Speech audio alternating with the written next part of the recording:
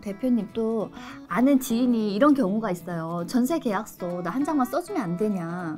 그랬을 경우에 저희가 확인 설명서를 작성 교부해야 되는지 그게 의무사항인지 궁금하거든요. 예전에는 수수료 안 받고 그냥 써주기도 하고 도장도 찍어서 주기도 했는데 요즘은 사기에 연루되는 경우가 있다 보니 중개사들도 이런 경우에 아무리 지인이라고 하더라도 신중을 좀 기해야 한다고 보여집니다. 우선 써준다라고 가정을 하면 지인이 의뢰한 물건이 근거리에 있다면 써주는 것도 무방합니다. 단 몇 가지 전제 조건이 따라요. 대표님 또 아는 지인이 이런 경우가 있어요. 전세 계약서 나 한 장만 써주면 안 되냐. 그랬을 경우에 저희가 확인 설명서를 작성 교부해야 되는지 그게 의무사항인지 궁금하거든요. 이런 경우 실무에서 참 많은 생각이 들어요. 예전에는 수수료 안 받고 그냥 써주기도 하고 도장도 찍어서 주기도 했는데 요즘은 사기에 연루되는 경우가 있다 보니 중개사들도 이런 경우에 아무리 지인이라고 하더라도 신중을 좀 기해야 한다고 보여집니다. 우선 써준다라고 가정을 하면 정상적인 계약서와 확인 설명서 및 근거 자료 분명히 제시하고 제공을 해야 합니다. 이런 경우 첫 번째, 당사자 쌍방으로 계약서를 작성해 주는 경우나 당사자에게 사무실을 이용하게끔 하는 경우, 이 모두가 중개사의 책임이 따르게 돼 있어요. 중개사고 방지하는 방법으로는 지인이 의뢰한 물건이 근거리에 있다면 써주는 것도 무방합니다. 단 몇 가지 전제 조건이 따라요. 반드시 당사자 중개 의뢰서를 작성을 해서 보관하시고, 두 번째, 본인은 중개사는 현장 답사 및 권리 분석을 반드시 잘 해주셔야 되고요. 그 다음에 세 번째로 계약서 및 확인 설명서 작성과 근거 자료 제시 반드시 교부하셔야 합니다. 외주의 물건인 경우에는 피하는 쪽으로 설명을 하세요. 현지 중개사를 선택해서 하시는 게 가장 좋습니다. 그리고 현지 물건이기 때문에 그쪽 중개사님이 혹시나 사고 발생 관련해서도 미연에 방지할 수 있는 내용 팁으로 알려줄 수 있는 내용이 있기 때문에 그쪽으로 해서 쓰시는 게 더 효율적입니다 라고 해서 살짝 뒤로 빠지는 것도 방법인 것 같아요. 초보 공인 중개사들이 좀 가장 어려워하는 부분이 신탁 등기된 부동산이에요. 네, 저도 어려워요. 네. 임대차 계약할 때 주의사항이 있다면 어떤 부분이 있을까요? 우리 실무에서 많이 이제 경험하신 분들도 있고 못하신 분들도 있는데 그거에 대해서 간략하게 좀 설명을 좀 드릴게요. 기본적으로 우리가 신탁 등기가 뭐가 있는지 좀 알아는 두셔야 될 것 같아요. 크게 네 가지로 나눠 볼 수가 있는데요. 개발 신탁, 그 다음에 관리 신탁, 그 다음에 처분 신탁, 담보 신탁, 이렇게 나눠져 있는 걸 좀 더 공부해 보시면 좋을 것 같고요.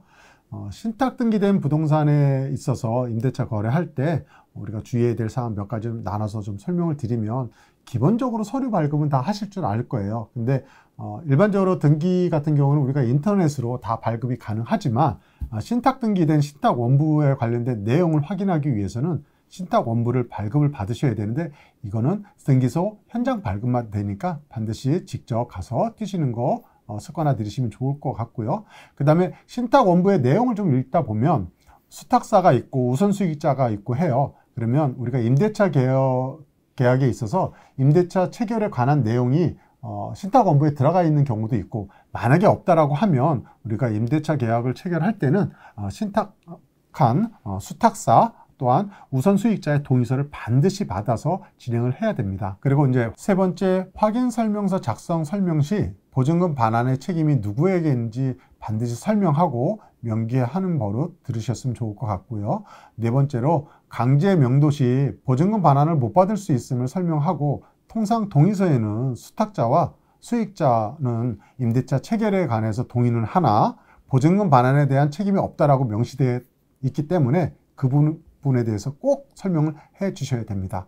또한 신탁 공매로 인해서 낙찰자에게도 대항할 수 없다는 거 설명을 해 주셔야 돼요. 결국 임차인은 위탁자에게 반환 청구해야 되는데 이미 이때는 이런 상황이 발생됐다라고 하면 어려운 경우라고 보시면 되겠죠. 그래서 이러한 신탁 부동산의 임대차는 주임법상 대항력이 없게 되므로 반드시 각별한 주의가 필요로 합니다.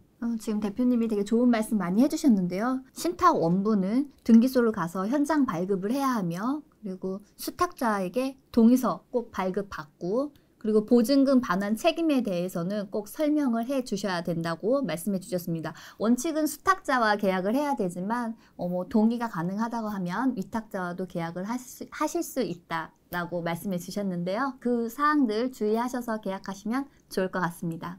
건물 중개 시 가장 많이 발생할 수 있는 그 중개 사고들이 있잖아요.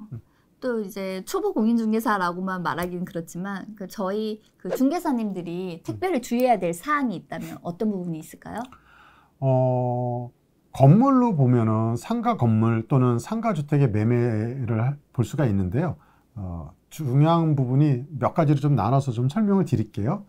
상가 부분에 대해서 부가세 관련된 내용을 좀 확인을 하셔야 돼요. 계약하기 전에 매매 대금에 포함을 할 건지, 매수자가 별도로 부담을 할 건지, 포괄 양도 양수를 할 건지, 이런 부분 먼저 짚고선 계약서를 써야 되고요. 그 다음에 중요한 거는 현재 임차인들의 계약 유지를 확인을 해야 돼요.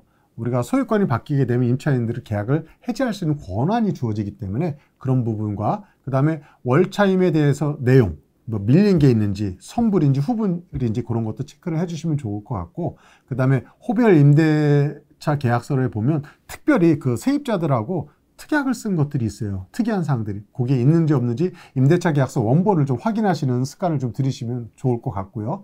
그 다음에 주거용 부동산 같은 경우에 상가주택 보면 원룸, 투룸이라고 표현을 하는데 호실별 내부 옵션들이 있는 경우가 있어요. 그래서 그런 부분도 체크리스트 해서 쓴다라고 생각해서 주의하시면 좋을 것 같습니다. 우리가 임대차 계약 되신 분들이 소유권 이전함과 동시에 난 중도 해지하겠다라고 했을 경우에 보증금을 추가적으로 준비해야 되는 부분이 나타나잖아요. 그래서 아까 말씀드렸던 해지 여부에 대해서 확인 도장을 다 받아왔는데도 임차인이 해지를 하겠다라고 했을 때 발생되는 보증금 추가 비용에 대해서 어떻게 처리할 것인지, 임대인이 매도자가 보장을 해줄 건지, 아니면 매수자가 차후에 자기 돈으로 메꿔서 매매 대금에서 청산해서 끝날 것인지, 그것도 미리 한번 준비해 주시면 좋을 것 같고요. 그 다음에 이제 상가주택이라고 하면 우리가 취득세 부분에 대해서 확인 설명서에 설명을 해줘야 되잖아요. 기본적으로 상가 건물은 4% 취득세가 나오는 거고요. 주택은 주택료율 1에서 최고 많게는 12% 범위 안에서 설명을 해줘야 되는데, 그 부분에 대해서 미리 공부를 하셔서 계약서 쓸 때 설명해 주시면 좋을 것 같아요.